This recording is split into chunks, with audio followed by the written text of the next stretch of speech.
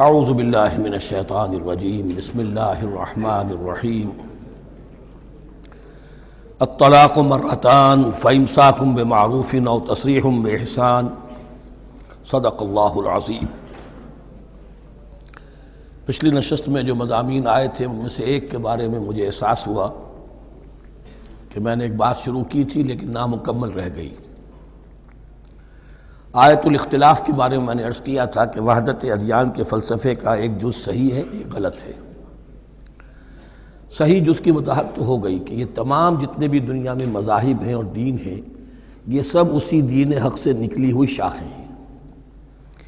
دین حق سے پگڈنڈیاں مڑی ہیں، صراط مستقیم سے پگڈنڈی مڑی ہے، کوئی بہت دور نکل گئی اور اس کا یوں سمجھیے کہ پہچانی ہوئی صورت بھی پہچانی نہیں جاتی، اتنی دور ہو گئی کہ اس کا اس دین حق کے ساتھ اب کوئی رشتہ نظر ہی نہیں آتا۔ کچھ اتنے دور نہیں ہوئے، قدرے قریب رہے، لیکن سب کی بنیاد ایک ہے۔ ظاہر بات ہے کہ حضرت آدم کی نسل سے بات شروع ہوئی ہے، حضرت آدم کی اولاد ایک ہی امت تھی۔ یہ تفرقے جو بھی ہوئے بعد میں ہوئے ہیں۔ تو وحدت ادیان اس اعتبار سے صحیح ہے کہ دنیا میں تمام ادیان، تمام نظام، تمام مذاہب جو ہیں وہ در حقیقت ایک ہی دین حق کی بگڑی ہوئی شکلیں ہیں، بدلی ہوئی شکلیں ہیں، لیکن اسی سے نکلی ہوئی شاخیں ہیں جنہوں نے شکلیں اپنی بدل لی ہیں۔ غلط حصہ یہ کہ اب جو یہ سب کچھ موجود ہے ان کو ایک کہنا یہ جہالت ہے۔ اب ان کو ظاہر بات ہے کہ ان کی شکلیں اتنی ہو چکی ہیں مختلف ایک دوسرے سے، اور اتنی ان میں تحریفات ہو چکی ہیں، اتنا تغیر و تبدل ہو چکا ہے کہ اب ان کو ایک کہنا موجودہ شکل میں یہ در حقیقت فتنہ ہے اور جہالت ہے۔ دوسری بات جو آخری مضمون آیا تھا 28ویں رکوع میں، دیکھیے اس کی ایک تمہید ہے، وہ سمجھ لیجئے۔ انسانی تمدن کا اہم ترین اور بنیادی ترین مسئلہ کیا ہے تمدن کا؟ ایک ہے انسانی زندگی کا مسئلہ۔ انسانی زندگی کا سب سے پہلا مسئلہ وہی ہے کہ جو حیوانی زندگی کا بھی ہے، اپنی مادی ضروریات، پیٹ کھانے کو مانگتا ہے، سب سے پہلے یہی ہے، اس میں کوئی شک نہیں۔ لیکن اس کے بعد جب دو انسان ملتے ہیں اور اس سے تمدن شروع ہوتا ہے، اس کا سب سے بڑا مسئلہ ہے انسان کی شہوت۔ اللہ نے دو جنسیں بنا دی ہیں، مرد ہیں، عورت ہیں، اور ان دونوں کے درمیان تعلق سے نسل آگے چلتی ہے۔ اب اس معاملے کو کیسے ہارنس کیا جائے، کیسے منظم کیا جائے، یہ جذبہ بہت پوٹنٹ ہے۔ جو فرائڈ نے کہا ہے، بس وہ یوں سمجھیے کہ ذرا زیادہ مرچ مسالہ لگا دیا، ورنہ اس میں کوئی شک نہیں کہ یہ بہت ہی پوٹنٹ جذبہ ہے انسان کا۔ انسٹنکٹ جو ہے، سیکس کا انسٹنکٹ، وہ بہت مضبوط ہے، بہت قوی ہے۔ لیکن جو شے جتنی قوی ہو اتنا ہی اسے پھر، جو گھوڑا جتنا منہ زور ہو اتنا ہی اس کو لگام دینا جو ہے وہ آسان نہیں ہوتا، اس کے لیے پھر مشقت کرنی پڑتی ہے۔ تو اب اگر تو اس سیکس کو اوپن کر دیا جاتا، کھلا سیکس، فری سیکس، آج کل یہ لفظ استعمال ہوتا ہے، فری سیکس، کیوس ہوتا، تمدن میں فساد ہو جاتا۔ اس کے لیے شادی کا معاملہ کہ ایک عورت کا ایک مرد کے ساتھ رشتہ رہے، سب کو معلوم ہو کہ یہ اس کی بیوی ہے، یہ اس کا شوہر ہے، تاکہ اس طریقے سے نسب کا معاملہ بھی چلے اور ایک خاندانی ادارہ وجود میں آئے۔ ورنہ تو خاندانی ادارہ بس کیسے وجود میں آئے گا؟ فری سیکس میں تو خاندانی ادارہ وجود میں آ ہی نہیں سکتا۔ تو شادی کا، نکاح کا یہ رشتہ جو ہے یہ اللہ تعالیٰ نے اختیار کیا اور یہ انسانوں کو سکھایا۔ اب اس میں مرد اور عورت کیا بالکل برابر ہیں؟ اس سے بڑی حماقت کوئی نہیں، اس لیے کہ کسی بھی ادارے کے دو برابر کے سربراہ نہیں ہو سکتے۔ اتنی موٹی بات ہے کہ اگر آپ کسی ایک محکمے کے دو ڈائریکٹر بنا دیں، بات غلط ہو جائے گی، خراب ہو جائے گی۔ ایک ڈائریکٹر، مینیجنگ ڈائریکٹر، دوسرے 10 ڈائریکٹر بنا دیجیے آپ، لیکن اوپر ایک ہوگا، جنرل مینیجر ایک ہوگا، ڈپٹی مینیجر 10 رکھ دیجیے۔ ہر ادارے میں اگر نظم قائم کرنا ہے تو ایک اوپر ٹاپ پر ہونا چاہیے۔ لہذا جب ایک مرد اور ایک عورت، مرد اور عورت انسان ہونے کے ناطے بالکل برابر ہیں، ایک ہی باپ کے نطفے سے بیٹا بھی ہے، بیٹی بھی ہے، ایک ہی ماں کے رحم میں بھائی نے بھی پرورش پائی ہے اور بہن نے بھی، اس اعتبار سے وہ برابر ہیں۔ شرف انسانیت میں، نوع انسانی کی حیثیت سے، human dignity and honour, they share both equally, absolutely equally. لیکن جب ایک مرد اور ایک عورت مل کر خاندان کے بنیاد رکھتے ہیں تو اب یہ برابر نہیں رہے۔ جیسے انسان سب برابر ہیں، لیکن چپڑاسی اور افسر برابر نہیں ہے، اس کے کچھ اور اختیارات ہیں، اس کے کچھ اور اختیارات ہیں، اس کے کچھ اور فرائض ہیں، اس کے کچھ اور فرائض ہیں۔ اس طریقے سے اس رشتے کے معاملے میں اور یہ بھی نوٹ کر لیجئے کہ یہی وجہ اس قدر تفصیل کے ساتھ سب سے پہلے احکام قرآن میں دیے جا رہے ہیں اسی آئلی قوانین کے متعلق. لیکن تمدن کی جڑ بنیاد یہ ہے، یہاں سے خاندان بنتا ہے، اور خاندانوں کے اجتماع کا نام معاشرہ ہے. خاندان کا نظام، اب ہمارا پاکستانی جو معاشرہ ہے، اگر ہماری 14 کروڑ تعداد ہے اس وقت، 7 افراد ایک خاندان کے اگر آپ شمار کر لیں تو آپ سمجھیے اتنے خاندان ہماری دنیا میں اس وقت موجود ہیں. 2 کروڑ خاندان ہیں، ان خاندانوں پر مشتمل ہے. خاندان کا ادارہ مستحکم ہوگا، معاشرہ مستحکم ہو جائے گا.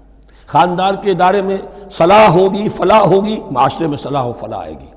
وہاں فتور ہوگا، فساد ہوگا، بے چینی ہوگی، ظلم ہوگا، ناانصافی ہوگی، وہاں کنفلکٹس ہوں گے، میاں اور بیوی میں جو ہے جھگڑے ہو رہے ہوں گے، تو اولاد کی تو جو ہے پھر وہاں تربیت صحیح نہیں ہو سکتی، ان کی تربیت میں منفی چیزیں شامل ہو جائیں گی.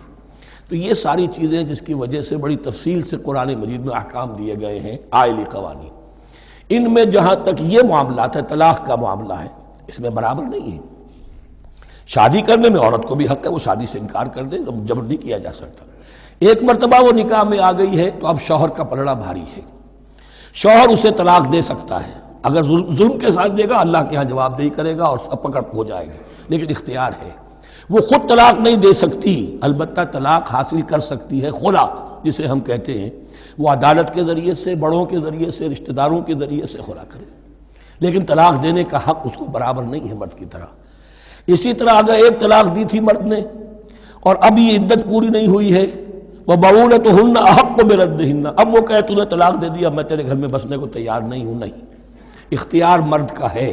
عدت کے اندر 3 مہینے کے اندر وہ اس کو واپس لے سکتا ہے، اس کو طلاق رجعی کہتے ہیں. یہ تمام چیزیں ایسی ہیں کہ بہرحال خواتین کو اچھی نہیں لگتی. اور آج کی دنیا میں تو جو یہ مرد و عورت کی مساوات کا سلسلہ ہے، یہ شیطان کا سب سے بڑا فلسفہ اور معاشرے میں فساد اور گندگی پیدا کرنے کا اس کا سب سے بڑا ہتھیار ہے. اور اب جو کچھ رہی صحیح اقدار ہماری ایشیا کے ممالک جو ہیں، زیادہ تر مسلمان ممالک ہیں، ان میں خاندانی نظام کی جو بچی کھچی شکل رہ گئی ہے اس کو برباد کرنے کے لیے یہ قاہرہ کانفرنس اور بیجنگ کانفرنس، اس ایشیا کا گھیراؤ دونوں طرف سے، مشرق سے اور مغرب سے، کہ عورت کو آزاد کرو، عورت کو اٹھاؤ، ایمینسیپیشن کے نام پر، آزادی کے نام پر، اور مرد و عورت کی مساوات کے نام پر، تاکہ خاندانی نظام ٹوٹ کر رہ جائے جیسے کہ ان کے ہاں ٹوٹ چکا ہے. خاندانی نظام نے، یہ کلنٹن صاحب نے کہا تھا اپنے سال 9 کے میسج میں کہ عنقریب ہماری قوم، امریکن نیشن، بہت جلد اس کی اکثریت حرامزادوں پر مشتمل ہوگی، بورن آؤٹ آف ویڈ لاک، وہ کسی شادی کے نکاح کے نتیجے میں کوئی وجود میں نہیں آئے ہیں، زنا کے نتیجے میں وجود آئی بھی قوم ہوگی. 1 پیرنٹ فیملی رہ گئی ہے، ماں ہی باپ ہے اور وہی ماں ہے، اور وہ دونوں وہ جانتے ہی نہیں. اب وہاں بڑی ایک مہم اٹھ رہی ہے کہ ہر انسان کا حق ہے کہ اسے معلوم ہو کہ میرا باپ کون ہے. وہاں تو بہت سے لوگ پتہ ہی باپ کون ہے میرا، کیا پتہ. یہ تباہی ہے جو اس معاشرے پر آ چکی ہے، اور ہمارے ہاں بھی لوگ اسی معاشرے کی نقالی پر چل رہے ہیں. اور یہ نظریہ مساوات مرد و زن جو ہے، یہ بہت ہی یوں سمجھیے کہ تابناک اور بہت اچھے الفاظ کے ساتھ سامنے آ رہا ہے. البتہ اس کا دوسرا رخ بھی ہے. اسلام نے عورت کو جو حقوق دیے ہیں بدقسمتی سے ہم مسلمانوں نے وہ بھی ان کو نہیں دیے. اس کی وجہ یہ ہے کہ ہمارے اوپر ہمارا ہانٹ کر رہا ہے ہمارا ہندوانہ پس منظر.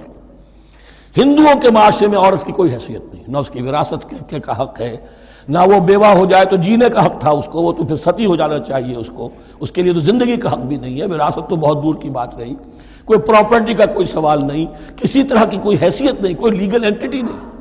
لیکن ہم مسلمان تو ہو گئے، ہمارے آباء و اجداد، تربیت ہوئی نہیں، لہذا ہمارے اوپر وہی تصورات ہیں. عورت کو جو ہے پاؤں کی جوتی کی طرح سمجھنا، یہ جو کچھ ہم کر رہے ہیں ان کے جائز حقوق بھی انہیں نہیں دیتے. اس کے نتیجے میں ہم جو مغرب کا ہم پر حملہ ہے اس کو مؤثر کرنے میں گویا ہم مدد دے رہے ہیں. اگر ہم اپنی خواتین کو وہ حقوق نہیں دیں گے، اگر ان کے لیے جو اللہ نے جو مقرر کیا ہے وہ انہیں نہیں دیا جائے گا، تو ظاہر بات ہے کہ رد عمل میں پھر جو یہ نعرے ہیں اور بڑے خوشنما جو دعوت اٹھتی ہے وہ لازماً انہیں کھینچ کر لے جائے گی. تو اس طرف بھی خیال رکھیے. اور ہمارے ہاں دیندار گھرانوں میں خاص طور پر یہ بات ہوتی ہے، اس کو سمجھنا چاہیے کہ عورتوں کے کیا حقوق ہیں، ان کی دلجوئی کتنی کرنی چاہیے. حضور نے کیا فرمایا ہے؟ خیرکم خیرکم لأہلہ وانا خیر لأہلی، خیر منکم لأہلی. تم میں سے بہترین لوگ وہ جو اپنے گھر والوں کے لیے اچھے ہوں، بہترین لوگ وہ ہیں. ان کے حقوق کا لحاظ ہو، ان کے ساتھ سلوک ہو، ان کی دلجوئی ہو، ان کے احساسات کا بھی پاس کیا جائے۔ البتہ جہاں شریعت کا اور دین کا معاملہ آ جائے، نتھنگ ڈوئنگ، سیدھی سیدھی بات، یہ تلوار کی طرح آپ ننگے ہو جائیں اس وقت کہ یہ معاملہ دین کا ہے، اس میں میں تمہاری کوئی رعایت نہیں کر سکتا۔ ہاں میرے معاملات کے اندر جو بھی تم چاہو میں نرمی کروں گا، یہ ہو سکتا ہے۔ بس اس کو ذہن میں رکھیے، یہ کڑوی گولی ہے۔ وَلَهُنَّ مِثْلُ الَّذِي عَلَيْهِنَّ بِالْمَعْرُوفِ وَلِلرِّجَالِ عَلَيْهِنَّ دَرَجَةٌ۔ اب درمیان کے الفاظ کو تو جدید جو ہمارے ہیں دانشور وہ لے لیتے ہیں، اوپر کا نہیں دیکھتے کہ بَعُولَتُهُنَّ أَحَقُّ بِرَدِّهِنَّ، برابری کہاں رہی؟ شادی کرتے ہوئے برابری ہے، عورت کہہ سکتی میں شادی نہیں کرتی، شادی نہیں ہوگی، اس وقت برابری ہے، دونوں کی رضامندی سے شادی ہوگی، یہ برابری ہے۔ لیکن جب ایک مرتبہ بیوی بن گئی اب برابر نہیں ہے۔ اب یہ فلسفہ جا کر پوری طرح بیان ہوگا سورہ نساء میں، اور رجال قوامون علی النساء، یہ بات پھر وہاں آئے گی۔ اس کی تمہید ہے یہ کہ یہ کڑوی گولی ذرا خواتین کے حلق سے اترنی شروع ہو جائے۔ وَبَعُولَتُهُنَّ أَحَقُّ بِرَدِّهِنَّ، اور اسی طریقے سے وَلِلرِّجَالِ عَلَيْهِنَّ دَرَجَةٌ۔ البتہ اللہ نے جو ذمہ داریاں عورت کے حوالے کی ہیں، جس طرح کے اس کے فرائض ہیں ویسے ہی اس کے حقوق بھی ہیں، یہ ہے جو بات کہی جا رہی، لَهُنَّ مِثْلُ الَّذِي عَلَيْهِنَّ بِالْمَعْرُوفِ۔ اور یہ دنیا کا وہ اصول ہے کہ responsibilities and privileges they go together۔ کہیں آپ کا اگر ذمہ داری زیادہ تو حقوق اور اختیارات بھی زیادہ ہوں گے، ذمہ داری بہت ڈال دی، حقوق و اختیارات اتنے ہیں نہیں، آپ ذمہ داری ادا نہیں کر سکتے۔ جہاں ذمہ داری کم ہوگی وہاں حقوق و اختیارات بھی کم ہوں گے، یہ دونوں چیزیں پروپورشنیٹ چلتی ہیں۔ اب چلیے آگے، مجھے اندیشہ ہے کہ میں نے خاصا وقت اس میں لگا دیا۔ الطلاق مرتان، طلاق دو مرتبہ ہے، یعنی ایک شوہر کو دو مرتبہ طلاق دے کر اور رجوع کر لینے کا حق ہے۔ ایک دفعہ طلاق دی اور عدت کے اندر رجوع کر لیا، ٹھیک ہے، پھر طلاق دی اور عدت کے اندر رجوع کر لیا، ٹھیک ہے، تیسری مرتبہ طلاق دی اب رجوع نہیں کر سکتا۔ الطلاق مرتان، دو مرتبہ ہو سکتا ہے۔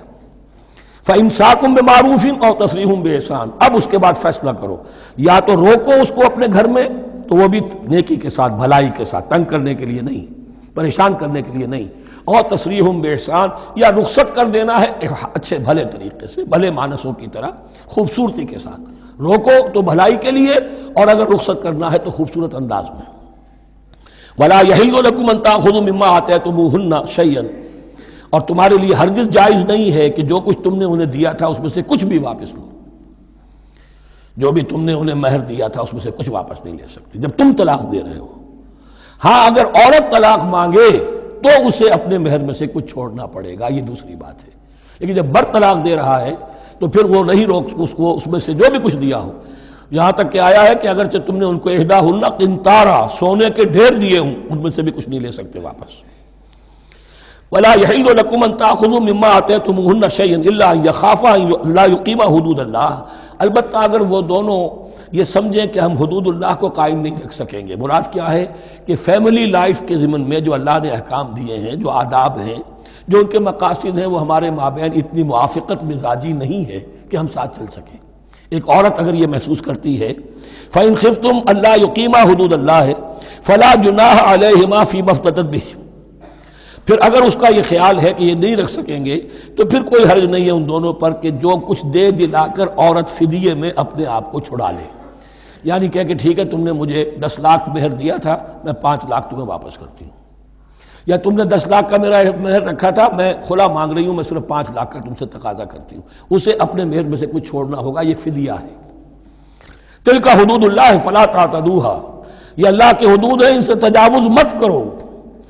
دیکھیے روزے وغیرہ کے ضمن میں فلا تقربوها، اور یہاں فلا تعتدوها، اس لیے کہ یہاں بڑے دھڑلے سے آدمی جو ہے وہ ان حدود کو پامال کر جاتے ہیں، قانون یہی رہ جاتا ہے، روح اس کی ختم ہو جاتی ہے۔ وَمَن يَتَعَدَّ حُدُودَ اللَّهِ فَأُولَٰئِكَ هُمُ الظَّالِمُونَ، اور جو اللہ کے حدود سے تجاوز کرتے ہیں وہی ظالم لوگ ہیں۔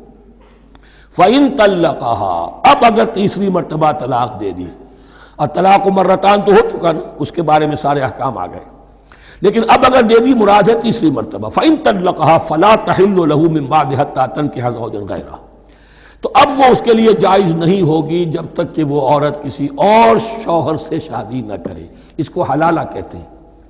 لیکن یہ حلالہ کروانا یا کرنا اور کسی کے ساتھ یہ معاہدہ کرنا تم شادی کر لو پھر طلاق دے دینا، اس پر لعنت فرمائی ہے، حضور نے لعنت فرمائی ہے۔ اور ہمارے ہاں علم میں آتی ہے، یہ بات سننے میں آتی ہے کہ بہت سے علماء نے اس کو دھندا بنا رکھا ہے۔ حلالہ مولوی مشہور ہیں مختلف شہروں کے اندر، فَإِن طَلَّقَهَا فَلَا تَحِلُّ لَهُ مِن بَعْدُ حَتَّى تَنكِحَ زَوْجًا غَيْرَهُ فَإِن طَلَّقَهَا، پھر اگر وہ بھی دوسرے شادی کی دوسری جگہ پر، اس عورت نے اس شوہر سے بھی نہیں بنی، اس نے بھی طلاق دے دی، فَلَا جُنَاحَ عَلَيْهِمَا أَن يَتَرَاجَعَا، تو اب کوئی گناہ نہیں ہوگا ان دونوں پر کہ وہ رجوع کر لیں، پہلے سابق شوہر سے شادی کر لیں۔ یعنی عورت کو شاید عقل آ گئی ہو، کوئی اسی کی زیادتی تھی کہ پہلے شوہر کے ہاں بس نہیں سکی، اب دوسری مرتبہ کا تجربہ ہو گیا تو اس کے کان ہو گیا کہ کوئی غلطی میری ہی ہے، اب شاید دوبارہ وہ اپنے شوہر کی طرف، سابقہ شوہر کی طرف رجوع کرنا چاہے تو اس کی اجازت ہے۔ ان ظنا یقیما حدود اللہ، اگر ان کو یہ یقین ہو کہ وہ اللہ کے حدود کی پاسداری کر سکیں گے۔ اللہ کے حدود جو ہیں احکام شریعت، ان کو بہرحال مد نظر رکھنا ہے اور فائق رکھنا ہے۔ وَتِلْكَ حُدُودُ اللَّهِ يُبَيِّنُهَا لِقَوْمٍ يَعْلَمُونَ، اور یہ وہ حدود ہیں اللہ کے جن کو وہ واضح کر رہا ہے، کھول کھول کر بیان کر رہا ہے ان لوگوں کے لیے کہ جو علم حاصل کرنا چاہیں۔ ترجمہ یہ ہوتا ہے عام طور پر جنہیں علم حاصل ہے، اصل میں کسی وقت فعل کو طلب فعل کے معنی میں استعمال کیا جاتا ہے عربی زبان میں، یعلمون جو جاننا چاہیں، جن کے اندر طلب ہے علم کی۔ وَإِذَا طَلَّقْتُمُ النِّسَاءَ فَبَلَغْنَ أَجَلَهُنَّ، تو جب تم لوگ اپنی بیویوں کو طلاق دو اور پھر وہ اپنی عدت پوری کر لیں، فَأَمْسِكُوهُنَّ بِمَعْرُوفٍ أَوْ سَرِّحُوهُنَّ بِمَعْرُوفٍ، تو اب چاہو تو روکو انہیں لیکن معروف طریقے سے، اور چاہو تو انہیں رخصت کر دو وہ بھی اچھے طریقے پر۔ وَلَا تُمْسِكُوهُنَّ ضِرَارًا لِتَعْتَدُوا، اور دیکھو ایسا نہ کرو کہ تم روکو انہیں تنگ کرنے کے لیے۔ اچھا ذرا اس کی میں اور خبر لوں گا رجوع کر کے، ذرا اگر تو طلاق ہو گئی تو آزاد ہو جائے گی، غصہ اتنا چڑھا ہوا ہے کہ ابھی وہ غصہ ٹھنڈا نہیں ہوا ہے، رجوع کر رہا ہے اس لیے کہ اسے اور پریشان کروں، اسے اور تکلیفیں پہنچاؤں۔ تو اب یہ کیا ہوا، قانون تو اجازت دے رہا ہے لیکن تم نے قانون کا مذاق اڑایا، تم نے اللہ کی دی ہوئی اس اجازت کا ناجائز استعمال کیا۔ ہاں اگر بسانے کا واقعی ارادہ ہو گیا ہے تو ضرور تم رجوع کر لو، رجوع کا حق تمہیں ہے، لیکن اگر یہ نہیں ہے، پریشان کرنا ہے، فلا تمسکوہن ولا تمسکوہن ضرارا لتعتدوا، ضدم ضدہ ان پر زیادتی کرنے کے لیے، ستانے کے لیے۔ ومن یفعل ذلک فقد ظلم نفسہ، اور جو کوئی بھی یہ کام کرے گا اس نے اپنی جان پر ظلم ڈھایا۔ ولا تتخذوا آیات اللہ ہزوا، اور دیکھو اللہ کی آیات کو مذاق اور کھیل نہ بنا لو، ٹھٹھا نہ بنا لو۔ یہ اچھی طرح جان لیجئے، لا از لا and there can be law which has no flaw. Flawless law is impossible. اس لیے تقوی، اللہ کا خوف ہر جگہ پر بار بار، ورنہ تم اللہ کی شریعت کا تماشا بنا دو گے، ٹھٹھا بنا دو گے۔ ولا تتخذوا آیات اللہ ہزوا واذکروا نعمت اللہ علیکم، اور یاد کرو، ذکر کرو، شعور کرو اللہ کے انعامات کا جو تم پر ہوئے ہیں۔ وما انزل علیکم من الکتاب والحکمت، اور جو اس نے نازل فرما دی ہے تم پر اپنی کتاب، اپنی شریعت اور حکمت، یعظکم بہ، اس کے ذریعے سے تمہیں نصیحت کر رہا ہے، سیدھا راستہ بتا رہا ہے۔ واتقوا اللہ، اللہ کا تقوی اختیار کرو۔ واعلموا ان اللہ بکل شیء علیم، اور جان لو کہ اللہ تعالیٰ کو ہر چیز کا حقیقی علم حاصل ہے۔ وَإِذَا طَلَّقْتُمُ النِّسَاءَ فَبَلَغْنَ أَجَلَهُنَّ فَلَا تَعْضُلُوهُنَّ أَن يَنكِحْنَ أَزْوَاجَهُنَّ إِذَا تَرَاضَوْا بَيْنَهُم بِالْمَعْرُوفِ، اور جب تم عورتوں کو، اپنی عورتوں کو طلاق دے دو پھر وہ اپنی عدت پوری کر لیں، تو مت آڑے آؤ اس میں کہ وہ عورتیں پھر نکاح کر لیں اپنے سابق ازواج سے، اذا تراضوا بینہم بالمعروف، جبکہ وہ آپس میں رضامند ہو جائیں بھلے طریقے پر۔ یعنی اگر طلاق مغلظ نہیں ہے، دیکھیے ایک طلاق ہوتی ہے بائن، پہلی طلاق دوسری طلاق، یہ جب تک عدت ختم نہیں ہوئی طلاق رجعی کہلاتی ہے، اس کے دوران شوہر کو رجوع کرنے کا حق ہے۔ عدت پوری ہو گئی، اب یہ بائن ہو گئی، اب شوہر اور بیوی کا جو رشتہ ہے ٹوٹ گیا۔ اب اگر نکاح ہوگا تو دوبارہ ہوگا، اس میں عورت کی مرضی کو دخل ہے، عدت کے اندر عورت کی مرضی کو دخل نہیں ہے، لیکن عدت کے بعد اب عورت کو اختیار ہے، اب تو نکاح ثانی ہوگا، سوائے طلاق مغلظ کے۔ تیسری طلاق اگر ہو گئی ہے تو پھر جب تک اس کا نکاح کسی اور سے نہ ہو جائے، وہ بھی طلاق دے دے، تو ان کے درمیان نکاح نہیں ہو سکتا۔ گویا کہ یہ دو طلاقوں کے بعد اگر پھر یہ لوگ جبکہ طلاق بائن ہو چکی ہو وہی عورت وہی مرد پھر نکاح کرنا چاہیں تو اب تم آڑے مت آؤ۔ ہوتا کیا ہے، عورت کے بھائی ہیں، اب انہیں غصہ چڑھا ہوا، اس بدماش نے یہ کچھ کیا تھا، اس نے تمہیں ایسے ایسے ستایا تھا، اس نے یہ کیا تھا، اب تمہیں ہم شادی نہیں کرنے دیں گے اس کے ساتھ۔ نہیں، یہ کام تمہارا نہیں ہے۔ اگر وہ اذا تراضوا بینہم، اگر وہ باہم راضی ہو جائیں تو تم اب ان کے آڑے مت آؤ۔ بالمعروف ذالک یوعظ بہ من کان منکم یؤمن باللہ والیوم الآخر، یہ وہ چیزیں ہیں جن کی نصیحت کی جا رہی ہے تم میں سے ان کو جو واقعتاً ایمان رکھتے ہو اللہ پر اور یوم آخر پر۔ ان کے اندر ایمان ہی نہیں ہے، ان کے لیے یہ سارا جو ہے بھینس کے آگے بین بجائے جاؤ کیا حاصل ہے، وہ تو پھر اس کو کوئی فائدہ نہیں پہنچے گا۔ ذالک یوعظ بہ من کان منکم یؤمن باللہ والیوم الآخر ذالکم ازکی لکم واطہر، یہ طریقے جو ہیں تمہارے لیے زیادہ پاک ہیں، زیادہ عمدہ ہیں۔ واللہ یعلم وانتم لا تعلمون، اللہ جانتا ہے تم نہیں جانتے۔ اپنی عقل کو مقدم نہ رکھو، یہ اللہ کا علم ہے، اسی نے عورت کو بنایا، اسی نے مرد کو بنایا، اسے مرد بھی عزیز ہے عورت بھی عزیز ہے۔ الخلق عیال اللہ، حضور نے فرمایا تمام مخلوق اللہ کے کنبے کے مانند ہے۔ اللہ کو تو اپنا ہر انسان مرد ہو یا عورت ہو محبوب ہے، پسندیدہ ہے، اس کی تخلیق ہے، اس کا شاہکار ہے، لیکن یہ کہ وہ جانتا ہے کہ عورت کے کیا حقوق ہونے چاہیے، مرد کے کیا ہونے چاہیے۔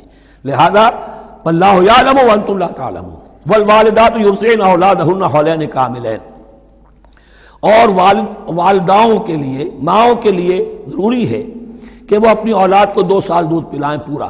یہ خاص طور پر یہاں تذکرہ ہو رہا ہے جب طلاق کا مسئلہ ہو۔ اب طلاق ہو گئی، شوہر تو علیحدہ ہو گیا، شوہر کہتا ہے بھائی میرا بچہ تو میرا ہے، قانوناً تو اولاد شوہر کی ہوتی ہے، لیکن تم اسے دودھ پلاؤ، تو 2 سال تک وہ عورت انکار نہیں کر سکتی، دودھ پلائے گی۔ لمن اراد ان یتم الرضاعہ، جو شخص چاہے کہ یہ رضاعت پوری کروائے اپنی سابقہ مطلقہ بیوی سے۔ وعلی المولود لہ رزقہن وکسوتہن بالمعروف، لیکن اس عرصے کے لیے جس کی وہ اولاد ہے یعنی شوہر جو سابق ہے اس کے ذمے ہے اس کا رزق اور اس کا لباس، جسے ہم نان نفقہ کہتے ہیں۔ 2 سال اگر اس نے دودھ پلانا ہے اس ماں نے، مطلقہ ماں نے اپنے طلاق دینے والے شوہر کے بیٹے کو یا بیٹی کو، تو اب اس عرصے کے دوران اس کا نان نفقہ اس کے ذمے ہے، باپ کے ذمے ہے، بالمعروف، بڑے طریقے سے۔ یعنی یہ کہ ایسا نہ ہو کہ ہو تو کروڑ پتی لیکن اب وہ اس کو بیوی کو مطلقہ کو وہ دینا چاہے نان نفقہ اپنی خادماؤں کی طرح کا، نہیں، وہ ہونا چاہیے معروف طریقے پر۔ لا تکلف نفس الا وسعها، کسی پر ذمہ داری نہیں ڈالی جاتی مگر اس کی وسعت کے مطابق۔ لا تضار والدۃ بولدہا، نہ تو تکلیف پہنچائی جائے والدہ کو اپنے بچے کی وجہ سے، ولا مولود لہ بولدہ، نہ جس کا وہ اولاد ہے، جس کا وہ بیٹا یا بیٹی ہے یعنی باپ، نہ اس کو تکلیف پہنچائی جائے۔ کوئی لا ضرر ولا ضرار، حضور کی حدیث ہے، دونوں کے ساتھ منصفانہ سلوک کیا جائے۔ وعلی الوارث مثل ذلک، اب فرض کیجئے وہ شخص جو تھا طلاق دینے والا وہ تو مر گیا، تو وارث کے ذمے، اس کا جو وارث ہے اس کے ذمے نان نفقہ رہے گا، اس کے اپنے مرحوم والد کی اگر اولاد اس کی کسی مطلقہ بیوی کے پاس ہے 2 سال تک دودھ پلانے کے لیے۔ فَإِنْ أَرَادَا فِصَالًا، اب یہ بھی ہو سکتا ہے کہ وہ دونوں جو ہیں کہیں کہ سب میں تو دودھ نہیں پلاتی، یا یہ کہ وہ شوہر چاہے ان تراض منہما، دونوں راضی ہو جائیں کہ میں دودھ نہیں پلواتی، آپ دودھ چھڑوا دیجئے، وتشاور، آپس میں رضامندی اور مشورے سے، فلا جناح علیہما، اس میں بھی کوئی حرج نہیں۔ اگر دودھ چھڑوانا چاہیں، وہ کسی اور سے دودھ پلوانا چاہتے ہیں، کوئی دایا رکھ لی ہے اس سے دودھ پلوانا چاہتا ہے، ٹھیک ہے، لیکن ہونا چاہیے جبر نہ ہو، ماں پر جبر نہ ہو۔ ان تراض منہما، دونوں کی رضامندی سے، وتشاور، اور مشورے سے، فلا جناح علیہما، تو پھر ان دونوں پر کوئی حرج نہیں ہے۔ اذا سلمتم ما آتیتم بالمعروف، جب کہ تم اس کی ماں کو وہ سب کچھ دے دو جس کا کہ تم نے اسے وعدہ کیا تھا۔ یہ نہ ہو کہ نان نفقے کو بچانے کے لیے اب تم کہو درمیان میں کہ چھوڑو جی مجھے تو سستی عورت مل رہی ہے دودھ پلا سکتی ہے، نہیں جی کون سا؟ وَإِنْ أَرَدْتُمْ أَنْ تَسْتَرْضِعُوا أَوْلَادَكُمْ فَلَا جُنَاحَ عَلَيْكُمْ، اگر تم چاہو کسی اور سے اب دودھ پلوانا، رضاعت کروانا، تو اس میں بھی کوئی حرج نہیں۔ فَلَا جُنَاحَ عَلَيْكُمْ إِذَا سَلَّمْتُمْ مَا آتَيْتُمْ بِالْمَعْرُوف، جبکہ ان کی ماں، اس کی ماں کو تم دے چکو جو کچھ کہ تم نے طے کیا تھا معروف اور بھلے طریقے پر. واتقوا اللہ، اور اللہ کا تقوی اختیار کرو. واعلموا ان اللہ بما تعملون بصیر، اور جان لو کہ جو کچھ تم کر رہے ہو اللہ اسے دیکھ رہا ہے. والذین یتوفون منکم ویذرون ازواجا، اور وہ کہ جو تم میں سے وفات پا جائیں اور وہ چھوڑ جائیں بیویاں. یتربصن بانفسہن، اب یہ عدت جو تھی ایک تھی طلاق کی عدت، وہ 3 ماہواریاں آ جانا، 3 مہینے اندازن، اور ایک ہے جو فوت ہو گیا. اور بیوہ کی عدت کیا ہے؟ والذین یتوفون، جو تم میں سے وفات دے دیے جائیں، منکم تم میں سے، ویذرون ازواجا، پیچھے بیویاں چھوڑ گئے ہوں. یتربصن بانفسہن 4 اشہر و عشرہ، وہ روکے رکھیں اپنے نفسوں کو 4 مہینے اور 10 دن. 4 مہینے 10 دن تک ایک جو بیوہ عورت ہے وہ کوئی اور نکاح نہیں کر سکتی. 4 مہینے 10 دن. فَإِذَا بَلَغْنَ أَجَلَهُنَّ، اور جب وہ اپنی اس مدت تک پہنچ جائیں، یعنی پوری ہو گئی مدت عدت کی، فَلَا جُنَاحَ عَلَيْكُمْ فِي مَا فَعَلْنَ فِي أَنفُسِهِنَّ، تو اب تم پر کوئی گناہ نہیں ہے اس معاملے میں جو وہ اپنے بارے میں کریں. اب وہ آزاد ہے، نکاح کر سکتی ہے. اب تم روکنا چاہو ہماری ناک کٹ جائے گی، یہ بیوہ بیٹھ نہیں سکی، اس سے رہا نہیں گیا، نہیں، غلط بات، تمہارا کوئی اختیار نہیں. لا جناح علیکم فیما فعلن فی انفسہن بالمعروف، کریں نیک طریقے سے، بھلے طریقے سے، شریعت کے مطابق، قواعد شریعت کے مطابق، تو تمہارا اختیار نہیں ہے کہ روکو. واللہ بما تعملون خبیر، اور جو کچھ تم کر رہے ہو اللہ اس سے باخبر ہے. ولا جناح علیکم فیما عرضتم بہ من خدمۃ النساء واکننتم فی انفسکم، اب یہ انہی بیواؤں کا ذکر ہو رہا ہے. تم پر کوئی حرج نہیں ہے کہ جو تم اشارے میں کوئی بات و پیغام دینا چاہو کسی بیوہ کو، اشارے کنائے میں، لیکن یہ کہ اس میں عدت کے دوران نکاح تو نہیں ہو سکتا. اشارے کنائے میں یہ کچھ بات کہی جا سکتی ہے کہ مجھے دلچسپی ہے، شاید میں کوئی بھی طریقہ اختیار کیا جائے. او اکننتم فی انفسکم، یا اپنے دلوں میں چھپائے رکھو، تو اللہ کو کوئی اعتراض نہیں. اس میں یہ کہ ظاہر بات ہے کہ ایک آدمی علم اللہ انکم ستذکرونہن، اللہ کے علم میں ہے تمہیں ان کا خیال تو آئے گا ہی. آخر یہ عورت تھی، بیوہ ہو گئی ہے، اب میں اس سے شادی کر سکتا ہوں، آپ کو رغبت ہے اس کی طرف نکاح کی، تو اب کوئی آدمی سوچے میرے دل میں خیال آ رہا ہے بیوہ کے بارے میں، میں تو گناہ گار ہو گیا، میرا دل گناہ گار ہو گیا، نہیں، یہ قانون فطرت ہے. علم اللہ انکم ستذکرونہن، اللہ کے علم میں ہے ان کا خیال تو تمہیں آئے گا ہی. ولیکن لا تواعدوہن سرا، لیکن ایسا نہ کرو کہ ان سے معاہدہ کر لو خفیہ، طے ہو جائے، بات پکی ہو جائے. سرا الا ان تقولوا قولا معروفا، سوائے اس کے کہ کوئی معروف بات کہہ دی جائے جس سے انہیں اشارہ مل جائے، بس. ولا تعزموا عقدۃ النکاح حتی یبلغ الکتاب اجلہ، اور مت باندھو گراہ نکاح کی جب تک کہ قانون شریعت اپنی مدت پوری نہ کر لے، یعنی عدت جب تک پوری نہ ہو جائے. اب یہاں دیکھیے حتی یبلغ الکتاب، کتاب سے مراد شریعت، قانون شریعت. کتاب سے مراد یہاں کیا ہے کہ جو بھی قانون آ چکا ہے کتاب کے اندر، 4 مہینے 10 دن کے بعد نکاح اس سے پہلے نہیں ہوگا. وَاعْلَمُوا أَنَّ اللَّهَ يَعْلَمُ مَا فِي أَنفُسِكُمْ فَاحْذَرُوهُ، اور جان لو کہ اللہ خوب جانتا ہے جو تمہارے دلوں میں ہے، پس اس سے ڈرو، اس کی پکڑ سے بچو. وَاعْلَمُوا أَنَّ اللَّهَ غَفُورٌ حَلِيمٌ، اور یہ بھی جان لو اللہ غفور بھی ہے، بخشنے والا بھی ہے. وہ خطا ہو گئی ہے، استغفار کرو، توبہ کرو، اللہ معاف فرمائے گا. اور حلیم ہے، وہ فوراً نہیں پکڑتا بلکہ ڈھیل دیتا ہے، مہلت دیتا ہے، اگر چاہو تو تم توبہ کر لو. لا جناح علیکم ان طلقتم النساء ما لم تمسوهن او تفرضوا لهن فریضہ، تم پر کوئی گناہ نہیں ہے کہ تم ایسی بیویوں کو طلاق دے دو کہ جن کو نہ تو تم نے اب تک چھوا ہو اور نہ ان کے لیے مہر مقرر کیا ہو. یہ ہو جاتا تھا نکاح جو ہے بچپن میں بھی کر دیے جاتے تھے، لیکن ابھی کوئی نوبت نہیں آئی ہے، نکاح تو ہو گیا لیکن نہ کوئی مہر مقرر ہوا ہے، نہ کوئی ان کی ملاقات ہوئی ہے. تو اگر ایسا کرو گے تو سکتے ہو. وَمَتِّعُوهُنَّ، لیکن شرافت کا تقاضا یہ ہے کہ جو لڑکی تم سے منسوب رہی ہے، اب اگر وہ رشتہ توڑ رہے ہو تو اسے کچھ دے دلا کر، اسے کچھ نہ کچھ متاع، کچھ سامان دنیاوی دے کر. مَتِّعُوهُنَّ عَلَى الْمُوسِعِ قَدَرُهُ وَعَلَى الْمُقْتِرِ قَدَرُهُ، جو وسعت والا ہے، جس کو کشائش حاصل ہے، غنی ہے، وہ اپنی حیثیت کے مطابق، اور جو تنگ دست ہے وہ اپنی حیثیت کے مطابق.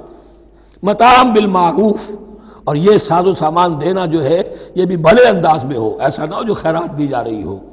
حقاً حقا علی المحسنین، یہ حق ہے محسنین پر، یہ سمجھے کہ ہم پر اللہ تعالیٰ کی طرف سے عائد کردہ یہ ذمہ داری ہے۔ وَإِن طَلَّقْتُمُوهُنَّ مِن قَبْلِ أَن تَمَسُّوهُنَّ وَقَدْ فَرَضْتُمْ لَهُنَّ فَرِيضَةً، اور اگر دوسری شکل یہ ہے کہ تم نے طلاق دی ایسی بیوی کو کہ جس کو تم نے چھوا تو نہیں ہے لیکن مہر مقرر ہو چکا تھا، فَنِصْفُ مَا فَرَضْتُمْ، تو اب آدھا مہر جو ہے جو تم نے فرض کیا تھا، جو طے کیا تھا، اس کا آدھا تو تمہیں دینا ہی دینا ہے۔ الا یعفون، الا یہ کہ وہ معاف کر دیں، ہمیں آدھا بھی نہیں چاہیے، یا چلیے ہمیں چوتھائی دے دیجئے۔ او یعفو الذی بیدہ عقدۃ النکاح، یا وہ اس کے اندر جو ہے سخاوت سے کام لے کہ جس کے ہاتھ میں نکاح کی گرہ ہے، گرہ تو مرد کے ہاتھ میں وہ کھول سکتا ہے، عورت طلاق دے نہیں سکتی، لہذا کیوں نہ ایسا کرو کہ تم پورا ہی مہر دے دو۔ فرمایا وَأَن تَعْفُوا، اگر تم درگزر کرو اور زیادہ دو، اقرب للتقویٰ، یہ تقویٰ سے قریب تر ہے۔ وَلَا تَنْسَبُوا الْفَضْلَ بَيْنَكُمْ، اپنے مابین احسان کرنا مت بھولو، اور اپنے مابین جو فضیلت اللہ نے تمہیں دی ہے عورتوں پر اس کو مت بھولو۔ تمہارا پھر ایٹیچیوڈ بھی ایسا ہونا چاہیے کہ تم اپنے بڑے ہونے کے حساب سے ان کے ساتھ نرمی کرو، ان کو زیادہ دو، ان کو جتنا بھی مہر مقرر کیا تھا اس سے بھی زیادہ دے دلا کے رخصت کرو۔ قانون میں تو صرف مہر ہوگا، البتہ قانون یہی ہے کہ اگر انہیں چھوا نہیں ہے، مقاربت نہیں ہوئی ہے، لیکن یہ کہ مہر مقرر ہو چکا تھا تو آدھا مہر تو لازماً دینا ہے۔ آدھا بھی یہ چھوڑ سکتی ہے عورت، لیکن تمہارے لیے بہتر ہے کہ تم پورا دو یا اور زیادہ دو۔ ان اللہ بما تعملون بصیر، یقیناً جو کچھ تم کر رہے ہو اللہ دیکھ رہا ہے۔ حافظوا علی الصلوات والصلاۃ الوسطی، محافظت کرو پوری طرح، چوکس ہو کر، چوکنے ہو کر تمام نمازوں کی، اور خاص طور پر صلاۃ وسطیٰ کی۔ یعنی بار بار جو آ رہا ہے جان لو اللہ جانتا ہے، جان لو اللہ دیکھ رہا ہے، جو کچھ تم کر رہے ہو اللہ کی نگاہ میں ہے، جو کچھ تم کر رہے ہو اللہ باخبر ہے، یہ سارا کچھ جو ہے یہ اللہ کی یاد ذہن میں برقرار رکھنے کے لیے تمہیں نماز دی گئی ہے۔ 5 وقتہ تم حاضر ہو، دنیا کے کاروبار سے نکلو اور آ کر پھر عہد اللہ سے اپنا جو ہے، یہ جو حفیظ کا ایک شعر ہے، آؤ سجدے میں گرے لوح جبی تازہ کریں، سرکشی نے کر دیے دھندلے نقوش بندگی، آؤ سجدے میں گرے لوح جبی تازہ کریں۔ یہاں پر جو ہمارا بندگی کا نقش تھا سرکشی کی وجہ سے وہ دھندلے ہو گئے ہیں۔ سرکشی نے کر دیے دھندلے نقوش بندگی، آؤ سجدے میں گریں لوح جبی تازہ کریں، کہ پھر اس پر اللہ تعالیٰ کے ساتھ جو عہد کیا ہے ایاک نعبد و ایاک نستعین اسے پھر تازہ کریں۔ حافظوا علی الصلوات والصلاۃ الوسطی، صلاۃ وسطیٰ کے بارے میں بہت سے اقوال ہیں، لیکن عام طور پر اس سے مراد عصر کی نماز لی گئی ہے۔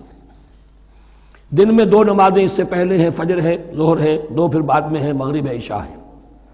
وقوموا للہ قانتین، اور کھڑے ہوا کرو اللہ کے سامنے پورے ادب کے ساتھ، یعنی ایک تو رکوع ہے جس میں جھکنا ہے، سجدہ ہے جھکنے کی انتہا ہے، قیام بھی قنوت کے ساتھ ہو، معلوم ہو کہ ایک بندہ اپنے آقا کے سامنے کھڑا ہے، اس کے کھڑے ہونے کے انداز میں بھی معلوم ہو کہ تواضع ہے، عجز ہے۔ فَإِنْ خِفْتُمْ فَرِجَالًا أَوْ رُكْبَانًا، اور اگر تم خوف کی حالت میں ہو تو چاہے پیادہ چلتے ہوئے، سفر کرتے ہوئے، دشمن پیچھا کر رہا ہے، آپ کہیں جا رہے ہیں تو چاہے اب رکیں گے نماز پڑھیں گے تو وہ تعاقب میں قریب آ جائے گا تو رجالن چلتے ہوئے، یا کہیں جلدی جانا ہے اور وہاں پر ابھی فوری طور پر حملہ کرنا ہے تو اس میں یہ ہے کہ جنگ کی حالت میں یہ رعایتیں ہیں، چلتے ہوئے اور رکبانہ یا سوار ہونے کی حالت میں بھی نماز پڑھی جا سکتی ہے۔ فَإِذَا أَمِنْتُمْ، لیکن پھر جب امن میں ہو جاؤ، فَاذْكُرُوا اللَّهَ كَمَا عَلَّمَكُمْ، پھر اللہ کو یاد کرو جیسے کہ تمہیں اس نے سکھایا ہے۔ کس نے سکھایا ہے؟ محمد الرسول اللہ نے۔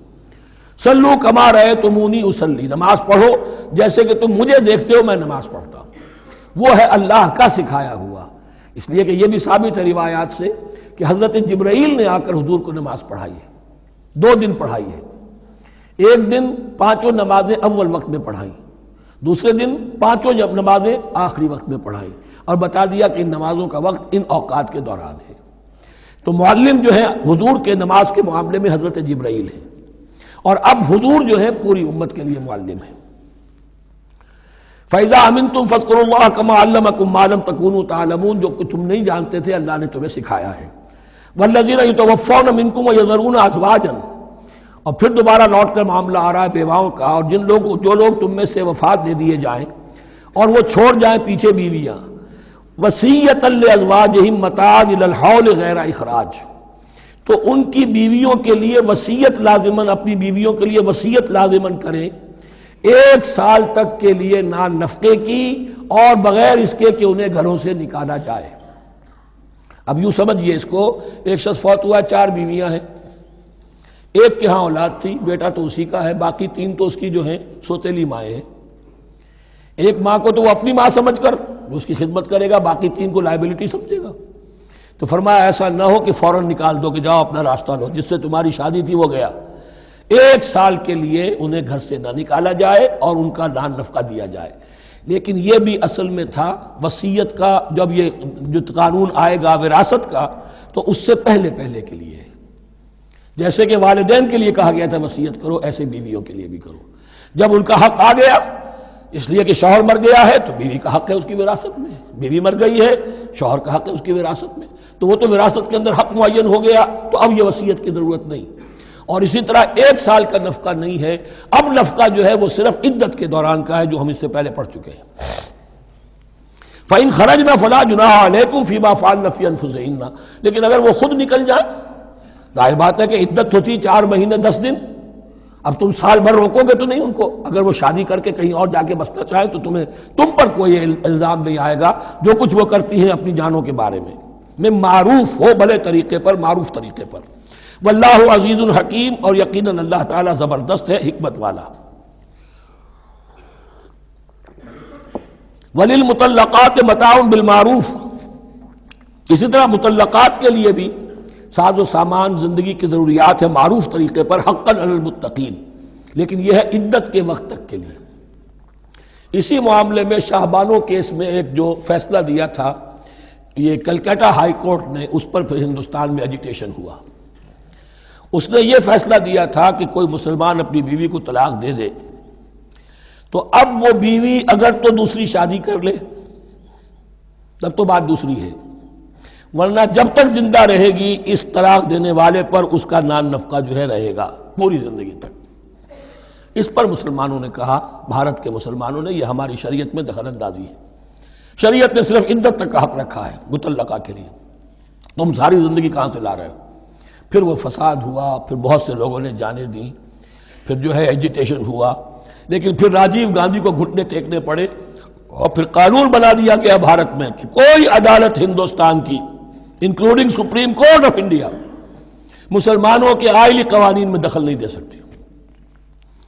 میں سلام کیا کرتا ہوں مسلمانان بھارت کو، ہمارے ہاں ایک ڈکٹیٹر نے، فوجی ڈکٹیٹر نے آئلی قوانین بنائے، جنہیں سنیوں نے، شیعوں نے، اہل حدیث نے، بریلویوں نے، دیوبندیوں نے اور جماعت اسلامی کی ٹاپ کی قیادت سب نے یہ کہا کہ یہ غلط قوانین ہیں، اور وہ آج تک چل رہے ہیں۔ ایک اور ملٹری عامر 11 برس تک یہاں پر، لمن الملک اليوم، میرے لیے ہے بادشاہی، میں ہوں مقتدر اعلیٰ، مقتدر قادر مطلق، یہ کہتا وہ چلا گیا اور اس قوانین کو جو کا تو برقرار رکھا ہے۔ اسی پر بھی میں نے شورا سے استعفیٰ دیا تھا ان کے، لیکن مسلمانوں نے وہاں پر یہ بات بھی نہیں ہونے دی کہ جب قرآن شریعت کا حکم جو ہے وہ یہ ہے کہ مطلقہ کو عدت تک کے لیے نان نفقہ ہے تو ساری زندگی کا کوئی معاملہ نہیں۔ کذالک یبین اللہ لکم آیاتہ لعلکم تعقلون، اسی طرح اللہ تعالیٰ تمہارے لیے اپنی آیات کو واضح کر رہا ہے تاکہ تم عقل سے کام لو اور سمجھو۔ اب جو 2 رکوع اگلے آ رہے ہیں یہ بڑے اہم ہیں اس اعتبار سے کہ یہ تاریخ بنی اسرائیل کا غزوہ بدر ہے جس کا تذکرہ ہوگا۔ میں ایک بات آپ کو بنی اسرائیل کی تاریخ کی بتا چکا ہوں کہ جب حضرت موسیٰ کے انتقال کے بعد یوشع ابن نون کی سرکردگی میں انہوں نے جہاد کیا، قتال کیا تو فلسطین فتح ہو گیا، لیکن انہوں نے چھوٹی چھوٹی حکومتیں 12 بنا لی اور آپس میں لڑتے بھی رہے۔ لیکن 300 برس کے بعد پھر صورتحال پیدا ہوئی، وہ واقعہ ہوگا جو اب سامنے آ رہا ہے کہ جب ان کے اوپر دنیا تنگ ہو گئی، آس پاس کے جو کافر اور مشرک لوگ تھے انہوں نے انہیں دبا لیا، بہت سو کو ان کے گھروں سے، ان کے ملکوں سے نکال دیا، تو پھر تنگ آ کر انہوں نے کہا اس وقت کے نبی سے کہ ہمارے لیے کوئی بادشاہ بنا دیجئے، سپہ سالار بنا دیجئے، اب ہم اللہ کی راہ میں جنگ کریں گے۔ تو وہ جو جنگ ہوئی ہے طالوت اور جالوت کی، اس جنگ کے بعد سے خلافت راشدہ شروع ہوئی ہے دور بنی اسرائیل کی۔ گویا کہ خلافت راشدہ دور بنی اسرائیل کی 300 برس بعد آئی ہے ان کے رسول کے انتقال کے۔ جبکہ خلافت راشدہ اس امت مسلمہ کی متصل ہے رسول اللہ صلی اللہ علیہ وسلم کے زمانے کے ساتھ، اس لیے کہ صحابہ نے جانیں دیں، خون دیا، قربانیاں دیں، اور اس کے نتیجے میں حضور کی زندگی ہی میں دین غالب ہو گیا، اسلامی ریاست قائم ہو گئی۔ تو ظاہر بات ہے اس کے بعد آپ کے انتقال کے بعد خلافت کا دور شروع ہو گیا، لیکن وہاں یہ سارے سال 300 برس گزرے ہیں، اس کے بعد ان کا دور خلافت آیا ہے، اور اس میں بھی 3 خلافتیں ہیں کہ جو متفق علیہ ہیں، ویسے وہاں تو وہ نبوتیں ہیں، طالوت علیہ السلام، داؤد علیہ السلام اور سلیمان علیہ السلام۔ چوتھی خلافت پر آ کر تقسیم ہو گئی ہے، جیسے حضرت علی کے زمانے میں چوتھی خلافت میں عالم اسلام جو ہے دارالاسلام منقسم ہو گیا کہ مصر اور شام نے حضرت علی کی خلافت کو تسلیم نہیں کیا۔ اسی طرح حضرت سلیمان کے 2 بیٹوں میں پھر ان کی مملکت تقسیم ہو گئی، ایک اسرائیل اور ایک یہودیہ، یہ 2 ریاستیں وجود میں ہیں، جیوڈی۔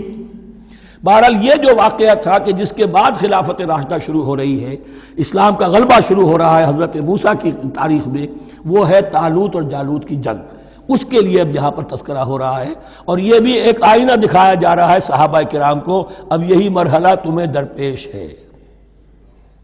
غزوہ بدر آیا چاہتا ہے، آئینہ، coming events cast their shadows before, تمہیں پہلے سے بتایا جا رہا ہے۔ الم تر الی الذین خرجوا من دیارہم، کیا تم لوگوں نے غور نہیں کیا، کیا تم نے غور نہیں کیا ان لوگوں کے حال پر کہ جو نکل گئے اپنے گھروں سے، وہم الوف، جبکہ وہ ہزاروں کی تعداد میں تھے، حذر الموت، موت سے ڈر کی وجہ سے، یعنی جب کفار اور مشرکین نے غلبہ کر لیا ان پر اور بہت سے ملکوں سے یہ بھاگے اپنے ملک چھوڑ کر، فقال لهم اللہ موتوا، تو اللہ نے ان سے کہا کہ مر جاؤ، ثم احیاہم، پھر انہیں زندہ کیا۔ یہاں یہ بھی ہو سکتا ہے مراد کہ فی الواقع یہ عمل ہوا ہو، اور یہ بھی مراد ہو سکتا ہے جیسے قوم مر جاتی ہے لیکن پھر اس کا نشأت ثانیہ ہو جاتی ہے، پھر اللہ نے ان کے اندر ایک جذبہ پیدا کر دیا۔ یعنی یہاں پر مرنا اور احیاء جو ہے وہ معنوی ہو، روحانی ہو، اخلاقی ہو، وہ بالفعل جسدی نہ ہو، لیکن اللہ کے اختیار سے باہر نہیں، اس کی قدرت میں ہے، سب کو مار کر بھی دوبارہ جلا سکتا ہے۔ ان اللہ لذو فضل علی الناس ولکن اکثر الناس لا یشکرون، اور یقیناً اللہ تعالیٰ تو اپنے بندوں پر بڑا فضل کرتا ہے، لیکن اکثر لوگ جو ہے شکر نہیں کرتے، ناقدری کرتے ہیں اللہ کے احسانات کی۔ لیکن اب وہ غزوہ بدر جو ہے ان کا، سابقہ امت مسلمہ کا، اس کا حال بیان کرنے سے پہلے مسلمانوں سے گفتگو ہو رہی، اس لیے کہ ہے تو ساری ان کے لیے، ان کی ہدایت کے لیے۔ تاریخ بیان کرنا قرآن کا مقصد نہیں ہے، تاریخ کی کتاب نہیں ہے یہ، تو جو پروسیس آف ریولوشن چل رہا تھا، جو جد و جہد تھی، جو تحریک تھی محمد رسول اللہ کی، جس مرحلے میں سے وہ تحریک گزر رہی ہے، اسی مرحلے کی مناسبت سے سابقہ تاریخ سے بھی واقعات لائے جا رہے ہیں، اور اسی کی مناسبت سے وہ جو بھی وقتی احکام ہیں وہ دیے جا رہے ہیں۔ وَقَاتِلُوا فِي سَبِيلِ اللَّهِ وَاعْلَمُوا أَنَّ اللَّهَ سَمِيعٌ عَلِيمٌ، اور جنگ کرو اللہ کے راستے میں، اور جان لو اللہ تعالیٰ سب کچھ سننے والا اور جاننے والا ہے۔ من ذا الذی یقرض اللہ قرضا حسنا فیضاعفہ لہ اضعافا کثیرا، کون ہے وہ شخص کہ جو اللہ کو قرض حسنہ دے؟ یہ انفاق جب کیا جاتا ہے خالص اللہ کے دین کے لیے، تو اللہ کہتا ہے یہ میرے ذمہ قرض ہے، دین میرا ہے، تم میرے دین کو غالب کرنا چاہتے ہو، میری حکومت قائم کرنا چاہتے ہو، تو جو کچھ اس میں خرچ کرو گے وہ مجھ پر قرض ہے، قرض حسنہ ہے۔ من ذا الذی یقرض اللہ قرضا حسنا فیضاعفہ لہ، تو اللہ اس کو اس کے لیے بڑھاتا رہے، دگنا کرتا رہے، اضعافا کثیرا، دگنا چوگنا، بہت گنا۔ واللہ یقبض ویبسط، اور اللہ کے اختیار میں کسی چیز کو چھوٹا کر دینا، سکیر دینا، اور کھول دینا اور کشائش کر دینا۔ وَإِلَيْهِ تُرْجَعُونَ، اور اسی کی طرف تمہیں لوٹا دیا جائے گا۔ یہاں دیکھیے یہ دونوں چیزیں، جہاد بالنفس اس کی آخری شکل قتال، اور جہاد بالمال اس کے لیے پہلے لفظ آ رہا تھا انفاق، اب قرض حسنہ، اللہ کو قرض حسنہ۔ الم تر الی الملأ من بنی اسرائیل من بعد موسیٰ، کیا تم نے غور نہیں کیا موسیٰ کے بعد بنی اسرائیل کے سرداروں پر، ملا من بعد موسیٰ، اذ قالوا لنبی لہم، جبکہ انہوں نے اپنے نبی سے کہا، یہ تو میں آپ کو حدیث سنا چکا ہوں، کوئی وقت ایسا نہیں گزرا حضرت موسیٰ کے بعد کہ نبی کوئی نہ کوئی موجود نہ رہا ہو، حضرت عیسیٰ تک۔ اس زمانے کے جو نبی تھے ان سے انہوں نے کہا لَهُمْ مُبَعْثْ لَنَا مَلِكًا نُقَاتِلْ فِي سَبِيلِ اللَّهِ، اب ہمارے لیے کوئی بادشاہ مقرر کر دیجئے تاکہ ہم اللہ کی راہ میں قتال کریں، جنگ کریں۔ یہاں بادشاہ سے مراد ہے جو سپہ سالار ہو، نبی ہے تو ظاہر بات ہے کہ نبی کا رتبہ تو بلند رہے گا، لیکن نبی کے تابع ہو کر کوئی شخص کہ جو جنگ کی سپہ سالاری کر سکے اس کو نامزد کر دیجئے۔ قال هل عصیتم ان کتب علیکم القتال الا تقاتلوا، جو نبی تھے، یہ سیموئیل نبی تھے، سیموئیل، یہ آپ اولڈ ٹیسٹمنٹ میں پڑھیں گے، سیموئیل نبی، انہوں نے کہا کہ اس کا بھی اندیشہ ہے کہ جب جنگ فرض کر دی جائے اللہ تو قاتلوا، پھر تم جنگ نہ کرو، یعنی ابھی تو بڑے تمہارے دعوے ہیں، بہادری دکھا رہے ہو، بڑا جوش و خروش ہے، کہیں ایسا تو نہیں ہوگا کہ ادھر سے میں اللہ تعالیٰ سے اجازت بھی لوں جنگ کی اور تمہارے لیے کوئی سپہ سالار یا بادشاہ بھی بنا دوں اور پھر تم جنگ سے کرنی کترا جاؤ۔ قالوا وما لنا الا نقاتل فی سبیل اللہ، ان کا کیسے ممکن ہے کہ ہم اللہ کی راہ میں قتال نہ کریں؟ وقد اخرجنا من دیارنا وابنائنا، جبکہ ہمیں نکال دیا گیا ہے ہمارے گھروں سے اور ملکوں سے اور اپنے بیٹوں سے، یعنی ان کی اولاد کو تو انہوں نے غلام بنا لیا، ان کی عورتوں کو بانیاں بنایا، اب یہ تو نکلے ہوئے ہیں اپنے ملکوں سے، خوف سے بھاگے ہوئے۔ فلما كتب عليهم القتال، تو جب ان پر وہ جنگ فرض کر دی گئی، تولوا الا قليلا منهم، تو پیٹھ پھیر گئے سب کے سب سوائے کچھ لوگوں کے۔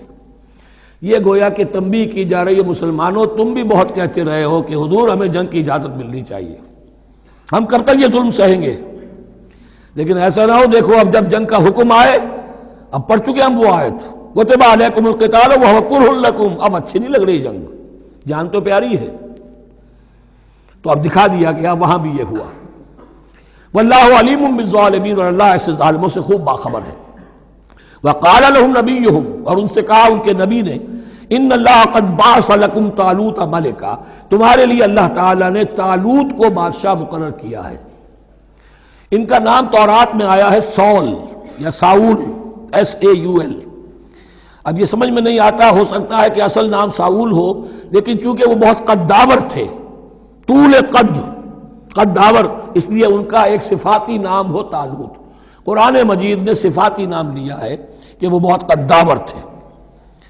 قالوا انا یکون له الملک علینا، اب انہوں نے کہا کیسے ہو سکتا ہے کہ اسے بادشاہت ملے ہمارے اوپر، ونحن احق بالملک منہ، ہمیں زیادہ حق حاصل ہے اس کے مقابلے میں کہ ہمیں بادشاہی دی جائے۔ ولم یؤت سعۃ من المال، وہ تو مفلس ہے، اسے تو اللہ نے کوئی زیادہ دولت دی نہیں ہے، کیونکہ ان کے معیار تو یہی تھے، جو دولت مند ہے وہی صاحب عزت ہے۔ قال ان اللہ اصطفاہ علیکم، اب نبی نے کہا اب جو چاہو کہو، اللہ نے اس کو چن لیا ہے تم پر، یہ فیصلہ اب ہو چکا، اللہ کا فیصلہ ہے، ڈیوائن ججمنٹ ہے، ڈیوائن ڈیسیجن ہے، کین ناٹ بی ریووکڈ۔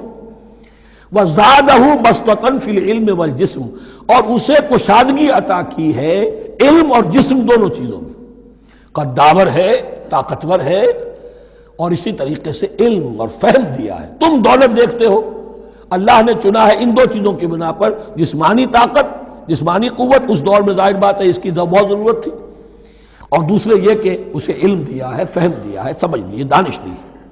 واللہ یؤتی ملکہ من یشاء، اور اللہ تعالیٰ جس کو چاہتا ہے اپنی بادشاہت دے دیتا ہے۔ واللہ واسع علیم، اللہ بہت سمائی والا ہے، واسع، اس کی وسعت جو ہے وہ اتھا ہے، اور علیم، اور سب کچھ واسع علیم، جاننے والا ہے، یعنی وہ جس کو جو کچھ دیتا ہے بربنائے علم دیتا ہے، کون اس کا مستحق ہے۔ وقال لهم نبيهم ان آیۃ ملکہ ان یاتیکم التابوت فیہ سکینۃ من ربکم وبقیۃ مما ترک آل موسیٰ وآل ہارون تحملہ الملائکہ، اور ان سے کہا ان کے نبی نے کہ طالوت کی بادشاہت کی ایک نشانی یہ ہوگی کہ وہ صندوق جو تمہارے سے جاتا رہا چھن چکا ہے، جس میں سکینہ ہے، تمہارے لیے تسکین کا سامان ہے تمہارے رب کی طرف سے، اور بقیت مما ترک آل موسیٰ و آل ہارون، اور کچھ تبرکات ہیں جو آل موسیٰ اور آل ہارون کے اس صندوق میں رکھے ہوئے ہیں، تحملہ الملائکہ، وہ ملائکہ کی تحویل میں ہے۔ اب ان کی بادشاہی کی علامت کے طور پر وہ صندوق تمہارے پاس واپس آ جائے گا۔ اصل میں یہ تابوت سکینہ جو ہے یہ ان کا ایک بڑا لکڑی کا صندوق ہے، اب بھی ہے، ان کا دعویٰ ہے کہ موجود ہے، اور مسجد اقصیٰ کے نیچے جو سرنگ ہے اس میں موجود ہے۔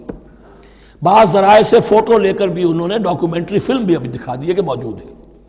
نبوکدنضر نے جب گرایا تھا 586 قبل مسیح میں، جو حضرت سلیمان کا بنایا ہوا ہیکل تھا، اس کے تہخانے میں وہ رہتا تھا، اور وہیں پر جو ربائی تھے وہاں موجود تھے، ربانیین، تو جب گرایا گیا ہے اس کو، ہیکل کو، تو اسی میں وہ دب گئے ہیں، لیکن وہ چاروں طرف سے جو بھی تہخانہ تھا بند ہو گیا ہوگا، اور وہاں پر ان کی لاشیں بھی ہیں اور تابوت سکینہ بھی ہے۔ لیکن ہوا یہ تھا کہ جب ان کے پڑوسی ملکوں نے انہیں شکستیں دی تو وہ تابوت سکینہ بھی چھین کر لے گئے۔ اب اس میں گویا کہ ان کے لیے بہت بڑی بات تھی کہ ان کے لیے کم سے کم ایک دل کی روحانی تسکین کا سامان تھا. ہمارے پاس حضرت موسیٰ کے تبرکات ہیں، عصائے موسیٰ اس میں ہے، رکھا ہوا ہے، اب بھی ہے. اسی طریقے سے اس میں وہ جو جن تختیوں پر تورات لکھی ہوئی دی گئی تھی حضرت موسیٰ کو، وہ موجود ہے، ان کے کہنے کے مطابق اب بھی ہے. تو اس طریقے سے ان کے لیے تسکین ہوتی تھی، جیسے کہ مسلمان کو خانہ کعبہ کو دیکھ کر تسکین ہوتی ہے. تو فرمایا اس میں تمہارے لیے سکینت بھی ہے اور تمہارے آل موسیٰ اور آل ہارون کے تبرکات بھی ہیں. تحملہ الملائکہ، اس وقت وہ ملائکہ کی تحویل میں ہوا یہ کہ جہاں وہ تابوت لے گئے ان کے دشمن، وہاں پلیگ آ گئی. انہوں نے سمجھا کوئی نحوست ہے اس کے اندر جس کی وجہ سے پلیگ آ گئی ہے. انہوں نے ایک چھکڑے کے اوپر اس کو رکھا اور بیلوں کو ہانک دیا، جاؤ جدھر جانا ہے. تو حضرت سموئیل نے ان سے کہا کہ طالوت کا اللہ کی طرف سے نامزد کیے جانا ایک علامت اس کی یہ ہوگی کہ وہ تمہاری تسکین کا سامان جو تم سے چھن گیا تھا، ان کے عہد عمارت میں یا ان کے عہد ملوکیت میں تمہیں واپس مل جائے گا، اور وہ فرشتوں کی تحویل میں ہے. تو ایک روز وہ چھکڑا جو ہے وہ لیے ہوئے وہ تابوت ان کے ہاں پہنچ گیا. ان فی ذلک لآیۃ لکم ان کنتم مؤمنین، یقیناً اس میں تمہارے لیے نشانی ہے اگر تم ماننے والے ہو. فلما فصل طالوت بالجنود، اب جب حضرت طالوت اپنے لشکروں کو لے کر چلے، ان میں سے جو لوگ تو انکار کر گئے رہ گئے، جو لوگ چلے ساتھ ان کو لے کر چلے. قال ان اللہ مبتلیکم بنہر، انہوں نے فرمایا اپنے لشکر والوں سے اللہ تعالیٰ تمہاری ایک آزمائش کرے گا ایک نہر سے، دریا سے. یہ جو ہے جارڈن ریور جارڈن، اس کو کراس کر کے پھر حملہ کرنا تھا.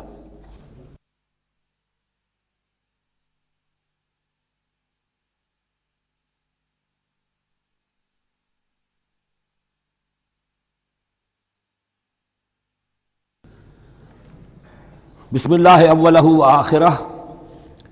فلما فصل طالوت بالجنود، تو جب طالوت اپنے لشکروں کو لے کر چلے، قال ان اللہ مبتلیکم بنہر، تو انہوں نے کہا کہ اللہ تعالیٰ تمہاری آزمائش کرے گا ایک دریا سے، یعنی دریائے اردن. فمن شرب منہ فلیس منی، جو اس میں سے پیٹ بھر کر پانی پیے گا وہ مجھ میں سے نہیں ہے. ومن لم یطعمہ فانہ منی، جو اس میں سے پانی نہیں پیے گا وہ میرا ساتھی ہے. الا من اغترف غرفۃ بیدہ، سوائے اس کے کہ کوئی صرف اپنے چلو سے اور وہ کچھ وہ ایک گھونٹ لے لے. یہ اصل میں ہر کمانڈر کے لیے ضروری ہوتا ہے کہ کسی بھی بڑی جنگ سے پہلے اپنے ساتھیوں کا مورال دیکھے، ڈسپلن کی حالت دیکھے. تو جیسے حضور نے بھی غزوہ بدر سے قبل مشاورت کی تھی کہ مسلمانوں ایک لشکر آ رہا ہے جنوب سے کیل کانٹے سے لیس، اور ایک قافلہ آ رہا ہے شمال سے، اور اللہ نے ان دو میں سے ایک کا وعدہ کیا تمہیں ضرور ملے گا، بتاؤ کدھر چلے.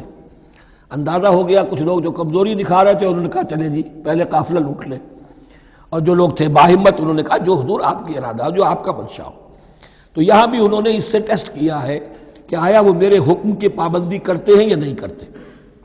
فشربوا منہ، تو ان سب نے بہتوں نے پیا اس میں سے خوب جی بھر کر. الا قلیلا منہم، سوائے ان میں سے بہت کم تعداد میں. فلما جاوزہ ہوا والذین آمنوا معہ، تو جب گزرے اس دریا کے پار اترے وہ اور وہ لوگ جو ان کے ساتھ ساتھیہ اہل ایمان رہے تھے. یعنی پہلی سکریننگ پہلے ہو چکی تھی جو قتال ہی کے منکر ہو گئے تھے، اور اس کے بعد دوسری ہو گئی ہے کہ جو اس چھلنی میں سے نہیں نکل سکے، وہ پانی پی کر بے سدھ ہو گئے.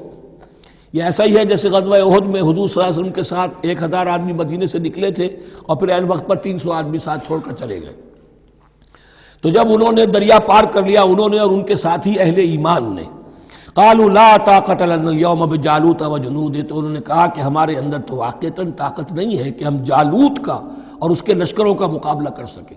یہ گولیت جس کو کہتے ہیں جالوت، یہ بڑا قوی ہیکل انسان تھا، اور اس کا جو زرہ بختر تھا وہ اتنا پورا جسم ڈھکا ہوا کہ سوائے آنکھ کے سوراخ کے اور کچھ نہیں تھا اس میں، جو نظر ہی نہیں آتا تھا.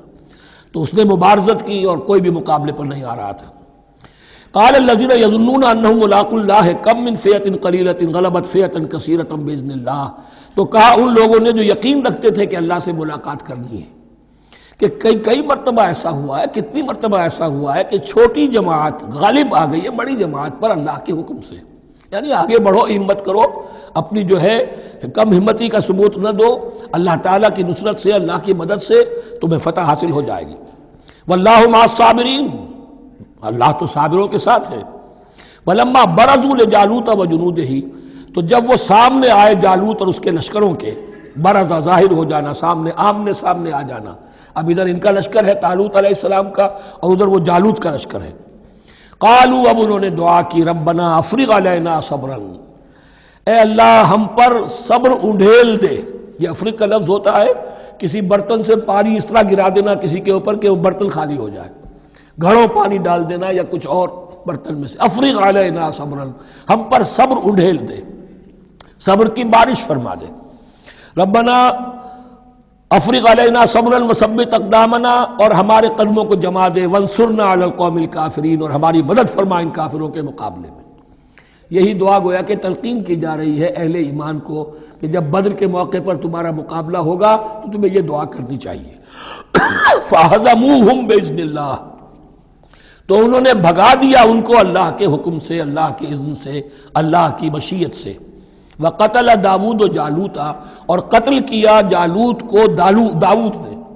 یہ داود جو ہے تورات سے معلوم ہوتا گڈریے تھے، جنگلوں میں رہتے تھے اپنی بھیڑیں بکریاں لے کر، اور ان کے پاس ایک گوپیا ہوتا تھا، اس گوپیے کے اندر پتھر رکھ کر اس کو گھما کر وہ مارتے تھے، لیکن نشانہ اتنا صحیح تھا کہ اس سے وہ کہتے تھے کہ میں شیروں کے جبڑے توڑ دیتا ہوں۔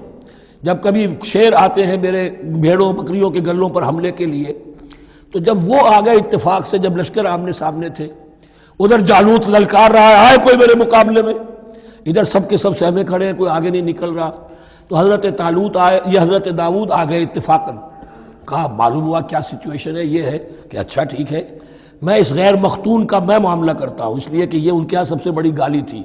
حضرت ابراہیم کی ملت میں ہے ختنہ، اور یہ جو کفار اور مشرک تھے ان کے ہاں ختنہ نہیں تھی، تو نامختون ہونا ان کے ہاں یہ سب سے بڑی گالی تھی۔ اس نامختون کا پھر جو ہے میں اس کو کیفر کردار تک پہنچاؤں گا، میرے پاس یہ گوپیا ہے اور میں تو شیروں کے جبڑے توڑ دیا کرتا ہوں۔ انہوں نے پھر وہ پتھر رکھ کر اور گھمایا ہے، اور سیدھا وہ آنکھ کے سوراخ سے اس کے بھیجے کے اندر اتر گیا، اور اس طریقے سے قتل داود و جالوتا، داود نے جالوت کو قتل کیا، اور اللہ تعالیٰ نے پھر ان کو جو براتب عطا کیے، وَآتَاهُ اللَّهُ الْمُلْكَ وَالْحِكْمَةَ وَعَلَّمَهُ مِمَّا يَشَاءُ۔ ایک تو یہ کہ طالوت علیہ السلام نے اپنی بیٹی کا نکاح ان سے کر دیا، داماد ہو گئے، اور پھر انہی کو وارث بنایا، یہ بادشاہ ہوئے۔ اللہ نے ان کو ہی ملک دیا، حکومت دی، بادشاہت دی، اور حکمت بھی دی، نبوت بھی دی، یہ دونوں اعتبارات سے ان کو اللہ تعالیٰ نے سرفراز فرمایا۔ وَعَلَّمَهُ مِمَّا يَشَاءُ، اور پھر اسے سکھایا جو کچھ کہ اللہ نے چاہا۔ وَلَوْلَا دَفْعُ اللَّهِ النَّاسَ بَعْضَهُمْ بِبَعْضٍ، اور اگر اس طریقے سے اللہ ایک گروہ کو دوسرے کے ذریعے سے دفع نہ کرتا رہے، زمین میں فساد ہوتا ہے تو اللہ تعالیٰ کو شکل ایسی پیدا کرتا ہے کہ کسی اور گروہ کو سامنے لا کر مفسدوں کا خاتمہ کرتا ہے۔